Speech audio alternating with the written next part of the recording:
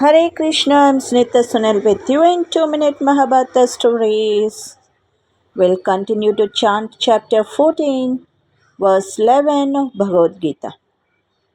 Sarvadvaresu dehesmin prakasha upajayate jnanam yadha tadha vidyat Vivruddham Sattvametyuta.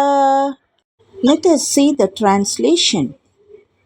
When the light of knowledge shines through all the gates of the body, then it should be understood that Sattva Guna is predominant. In simple words, when your mind is clear, you feel peace, wisdom, purity, and discrimination. You start seeing things as they are without confusion. That means Sattva is dominating you right now. The moral is Sattva brings clarity. Increase it by good company, sattvic food, reading scriptures, meditation, truthful speech, and selfless service. When Sattva is high, decisions become right, heart becomes calm, and life becomes lighter. Signs of Sattva dominating peace of mind, joy without reason, desire to help others, love for prayer and knowledge. This image shows when light of knowledge shines in all parts of the body, know that Sattva is predominant. Let us see a small story. Once in Vrindavan, little Krishna was watching the cows. A cowherd boy asked, Kanna, why do you love cows so much? Krishna smiled and said, Because they give without asking. They feed everyone with love. That is Sattva.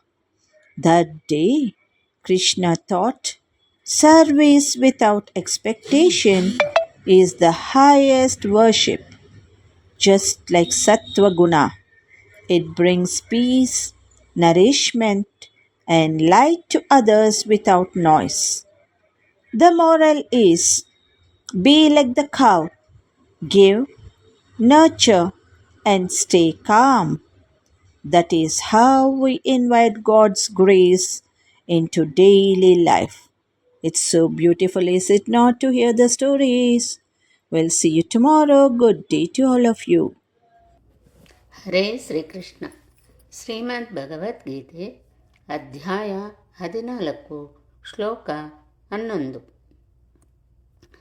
ಸರ್ವದ್ವಾರೇಷು ದೇಹೇಸ್ಮಿನ್ ಪ್ರಕಾಶ ಉಪಜಾಯತೆ ಜ್ಞಾನಂ ಯದಾ ತದಾ ವಿದ್ಯಾದ್ ವಿವೃದ್ಧಂ ಸತ್ವಮಿತ್ಯುತ.